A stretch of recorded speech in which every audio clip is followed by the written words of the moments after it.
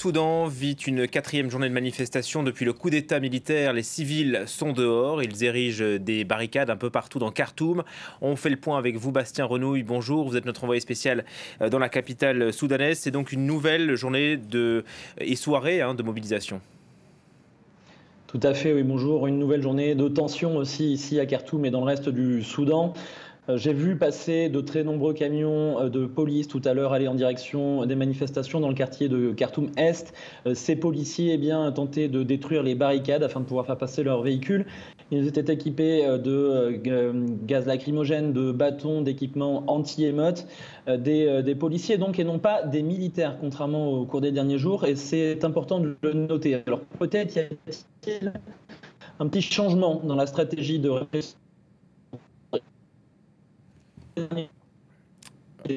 Alors, sur les manifestants, cela fait de 140 blessés, plus de 140 blessés durant la journée de lundi.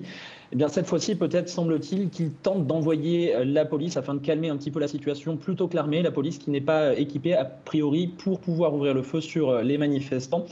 Toujours est-il que ces manifestants, ça ne les empêche pas de descendre dans la rue, ils restent motivés, ils disent qu'ils continueront à manifester aussi longtemps qu'il le faudra, jusqu'à ce que leurs demandes soient respectées, jusqu'à ce qu'un gouvernement de transition civile soit remis en place ici au Soudan.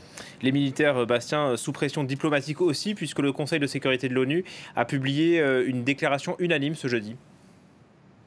Déclaration unanime faisant part de la vive préoccupation des États membres du Conseil de sécurité, mais une déclaration édulcorée par la Russie. Les États membres voulaient condamner ce qui se passe en ce moment au Soudan et la Russie bien fermée.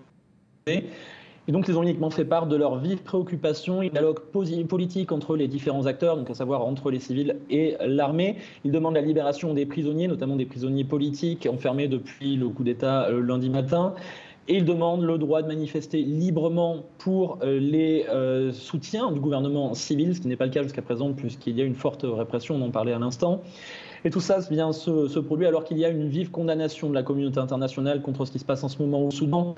Donc on parlait à l'instant de cette condamnation de l'ONU, mais il y a aussi la Banque mondiale qui vient de stopper ses financements au Soudan. Il y a les États-Unis qui ont arrêté leurs aides, l'Union européenne qui menace le Soudan de faire de même, l'Union africaine qui a suspendu le pays.